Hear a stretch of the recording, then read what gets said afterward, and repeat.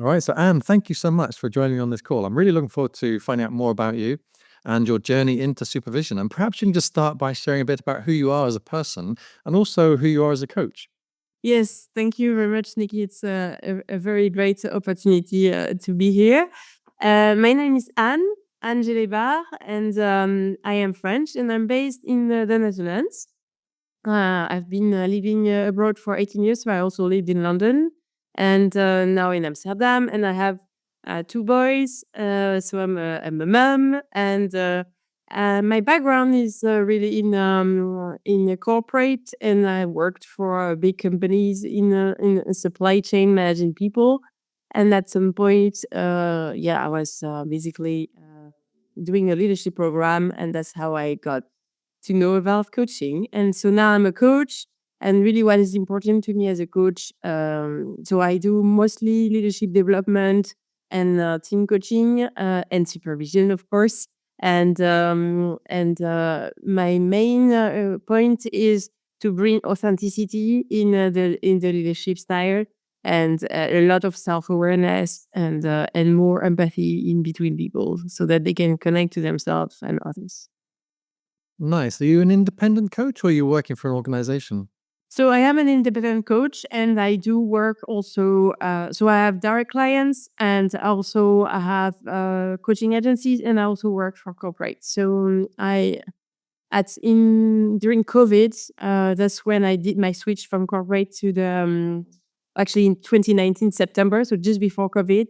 And this is I was mainly getting clients from around. I was going to school parties, and then I was meeting parents, and this is mainly how I got and networking face to face. I got my clients like this, but then with COVID, there was no birthday parties, so then there was a need for different other channels to make sure that this dream will come true, that I can actually do what I really love. How's that journey been for you? Because it's often a big leap, isn't it, from being an employee in a large organization to being really everything. You're the CEO, you're the marketer, you're the bookkeeper, you're the person that provides the product. How's that journey been? And it's been very exciting. And I had to say to start with, it was really because when I was young, I wanted to be a doctor. And then when I met this coach, suddenly I was like, oh, that there is a way to help people, to support people. And so I did that on the side of my job. And that was what was meant to be, sort of. And when my employer decided to close the office. So I was working for Starbucks, and they decided to close the support center in the Netherlands to move it during Brexit time in the UK. And I was like, been there, done that. Doesn't make sense. And so at that point, I remember we were in the Starbucks. We had a coffee inside the office, and they say, so the office will be closing. And then suddenly I'm like, I see a lot of people starting to cry, and I'm like, I have to contain my joy here because, like, suddenly I had this. I know what I can do. I can just do instead of 1 day a week doing coaching, I can do full time, and I can try it out. So that was how it started, and it took me, I would say, 3 years to match my salary as an employee. Besides a few tax or other things, and now I'm actually at the start of my year six and of full time, and yeah, I mean, this is just amazing. Um, it is how to say that, it is very tricky at the beginning to understand that you cannot not only do coaching, and that there are other things to be done, like you were saying. Yeah. So um but for me, the first thing that is most important is how to my self-care. That's the first part. So I do have like block times in my calendar every day and every week to be able to do my Pilates or Aikido, or I do also improv. So that's are the things that I do to be able to be fully present. And then there is, of course, the part of like the accounting and be having a presence on the social media and also I do a bit of networking. So that's but it's through years that I have organized things. So and it's always it's a ever changing thing. But yeah, I think I got from the supply chain. I was doing a lot of planning, and I got that. I still get that in my blood in a way. Yeah, it's kind of interesting, isn't it? Sometimes when you look back at your career and you realize what different parts of your career contributed to your present state. I often think that. I mean, I was a bank manager in my early 20s, and I didn't like it at all. But I look back now, I think, wow, I really learned this and this and this specific skill, which even today, shows up. So what led you to supervision? What was the point where you thought, I'm ready for that next step? Yeah, so I had I suppose I had seen on the ICF, the ads of ICCS, and I was curious about it. And then I have a friend, Dominica, that was part of the earlier cohort, and she was saying, "Yeah, I'm doing this," and we are always, often. Often we talk about the new courses we do, and then I thought, oh yeah, so we put it back on my list, top end of the list. And when I had looked at the website, what I was most interested about was to learn about the different styles of coaching, because maybe I can because actually, supervision is not something that we do in ICF so much. We do it more in the EMCC the courses. So we do more mentoring in the. So that was kind of a new thing for me, and I really yeah. So the interest for me was to learn about different styles. So I had. Yeah, what I do usually is that I trust people. I don't look too much of the details, and I usually that's the best experience usually. Yeah, I'm quite similar to that as well. I often look afterwards and think, well, hold on, what am I actually going to be learning, or where am I going to be going on this travel journey? Okay, so you joined the course. Now, a lot of coaches, when they first join supervision, and they they have one expectation, but they discover supervision as actually quite different. What was your experience of becoming a supervisor, and what you had to learn and grow into? Yeah, yeah. What I loved about the supervision is that I feel like it's coaching on steroids. Like that's really how I would define it, and it feels like there is that's because one of the models I really love is the that you bring is the Peter Hawkins 7I model, and I love that there is a part that there is a bit of coaching and a part that is a bit of mentoring and the part of like the bringing the ethics in. And so I really like the fact that it's like kind of a whole, different hats in one. Uh, um, so that's also very liberating in some ways. Yeah. The balance between authority and facilitation is often something that coaches struggle with because coaching is traditionally such a facilitative approach. How did you experience that feeling of not necessarily authority, but oh, well, I'm actually enabled here to either teach or give suggestions or to even have to go, hold on a second, there's something going on here we need to look at. How was that for you? Yeah. I had to say I really loved it, and because I also think that coming from our world where we're doing a lot and we want to advise a lot, it comes quite naturally, I would say. So I think it's more when you are becoming a coach that you have to hold on to sort of pose on these thoughts, rather than so it was rather easy, and that's why I said, like sort of. Oh yeah, so I can do that here, So that's and I see the value of both, of course. For me, it's important to live in the coaching. People really do have their reflective space, and that we are just here to sort of probe us and move them into forward with that. So it's, yeah. And where is supervision fitting into your business now? Like, how much supervision do you do versus coaching, or is it integrated in different ways? Yeah. So at the moment, I do supervision not a lot. I have one or two clients, individuals, and I do a lot of like pro bono for group work with because I'm responsible for the how do you call that for the development of a pro bono community of coaches here in the Netherlands. That it's called Empowerment. They provide free coaching for unemployed here. And so where I organize events where I bring people or ask the group to share, and I also do like supervision there, or also for the Dutch coactive community, which is the school I came from. I also sometimes do supervision, and I'd love to do more. And I'm more of a person that I'm not pushing things. I let things come to me as well. So for me, it's more like that.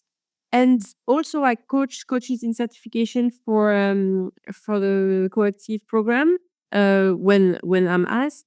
And and there maybe sometimes if I see that there is a need for supervision, then that's where I would use that, of course in agreement with the coachee. Yeah. You mentioned the ICF with the mentoring. Do you also do that as well? So I do a bit of mentoring, but I didn't follow a course. And also, well, actually, I'm lying a little bit because I'm now following a course. ICF PCC markers, but it's a self-paced, and for me, self-paced is not the best way of learning, let's say. But recently, there was like a book with Jonathan Passmore and Judith Avery on becoming an ICF credential coach, and they have like lots of webinars and reviewing all the ICF. And I think there is a lot there that will help me to also support coaches. For me, it's important. When I started coaching, about 10 years ago, I I felt a little bit like, okay, coaching is woo woo, like so. And it's not the case anymore now. Maybe we have a little bit that for team coaching because it's starting to grow further, etc. And also we had now the credentialing that has arrived 2 3 years ago, and it is really something that I don't know. I find yeah, I've lost my thoughts here, Nick. So So sorry, Camille. I was doing a virtual summit recently, and it was called Get Clear, Get Coaching, and it was looking at the three avenues coaches can now pursue, which is internal coaching, independent coaching, and associate coaching, broadly speaking. One of the things I said is when I first started coaching back in the early 2000s, the biggest question that I was always asked, always, is coaching a fad? And that just doesn't exist as a question anymore. It's become so mature as a profession, which is I think what you're relating to here is the maturation of the coaching profession, isn't exactly, yes, it's maturing enormously. And then yeah, so for me, it's important that. So yes, thank you very much to put it back me back on track. So I was like, where was I here now? Very good listening skills, I can see. But really, what is important is that the quality of the coaching is brought out there, and I feel responsible in some ways, to be part of that, and so that's why I'm always listening to new recordings. That I have a coach, I have a supervisor, I do a lot of different trainings, like so I find the personal development. We were talking about the self-care, but I found the personal development as well as the professional development super important to carry on, be supporting people, but also be credible for the profession because it has come a long way, I think. it? It really has. Well, speaking of where it's come from, where do you perceive it going? Because there's been the emergence of team coaching recently, and I've noticed the ICF are just beginning to get their fingers into the pie of supervision. They've just produced competencies for supervision, which is bad. Yeah. So, what's your sense of where does supervision fit into the future? I mean, it's pure guesswork here, but I'm just curious on your thoughts. Yeah, no, I really, I think it's step after step. Like we said, like we had the individual coaching, then the team coaching, and also like to be a mentor for ICF is pretty easy, you know. And I don't know about the supervision. Supervision is more difficult actually with the MCC. But now that they are the competencies, I really see that at some point they will need to be some kind of course and yeah, so it will be more professionalized as well because I think we need it. But that's very exciting because it's a ever changing profession with lots of things to learn. Yeah, it's really, I mean, for me, it's really lovely to see because I started coaching in 2001-ish. And back then it was, I mean, I know that coaching has still been going quite a bit before that, but it was still very early and coaching was perceived as a completely kind of like, what's this nonsense? But now it just feels like it's really established itself as a normal way of working within organizations, individuals, and so on. So it's great, isn't it? Last question for you, Anne. What do you we talked about the future of coaching. What's your future? Do you I know you said that you like to see things emerging rather than dictating the future, but what's your sense of where your practice is gonna go? Mm. So I really see that as, you know, when you're in corporate, you know, you do a function and then maybe you move laterally or you move up or, you know, and so I really see that as also as how do I do that in my own coaching practice, you know?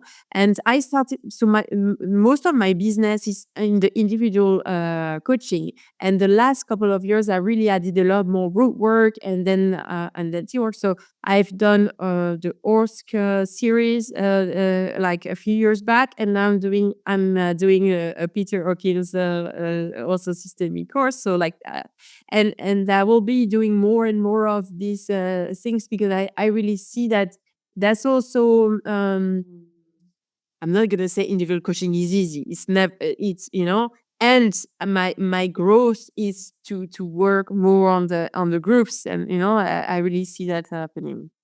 Yeah. No, that's really nice. It sounds like your future is more predicated on what emerges from learning rather than deciding what your future is and then learning what you need to learn. It's like, let me learn and see what comes of it. Yeah, yeah, yeah, yeah, it's a bit like that. That's true. That's true. And there is also a big interest in the energy work as well, and all to do with that. Because, and I also see for now, I see it more as a personal work, and I see that maybe in the future it will be also something. But at this stage, it's a bit like coaching 10 years ago. It's quite in the woo-woo space.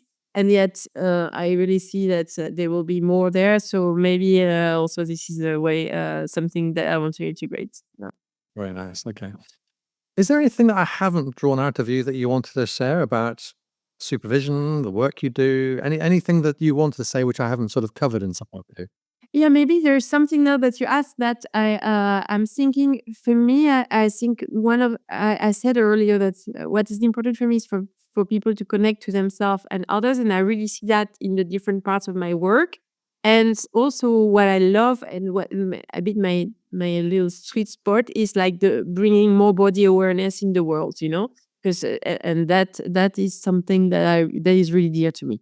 And you feel that that's an interesting one because supervision, yeah, I'm curious. I haven't seen much supervision in the somatic world yet. I do bring it in my supervision. Yeah. Interesting. Oh, interesting. Wow. Maybe you could run a workshop for us on that sometime. You've just volunteered.